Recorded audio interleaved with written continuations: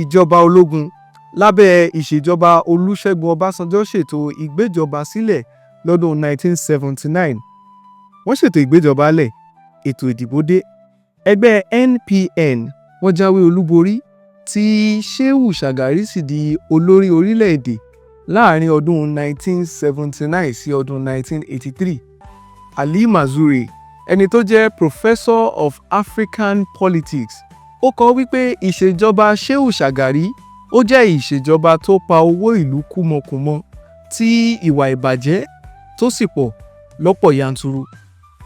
Nǹkan kan wà tí olóyìnbó ń pè ní coup baiting. Èyí ni ìgbìyànjú àwọn ológun àti àwọn tí kìí ṣológun láti fi èròǹgbà wọn hàn nípa ìṣèjọba kan kí ìjọba ológun ó lè padà wá gba ìjọba. Èyí pọ̀ púpọ̀ lásìkò Shehu Shagari láti fi bu ẹnu ẹ̀tẹ́ lu ìṣèjọba rẹ̀. Lọ́jọ́ 21 nínú oṣù kejìlá ọdún 1983, 31st December 1983, àwọn ológun tún padà wá gba ìjọba lọ́wọ́ Shehu Shagari. Sani Abacha sì fi ohùn léde wípé àwa ológun ti gbàjọba o.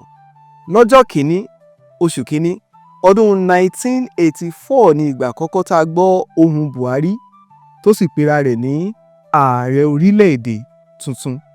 Ọjọ́ 1 oṣù kínní lọ́dún 1984. Òní nínú ìtàn. Ire o, ẹ̀yin ará.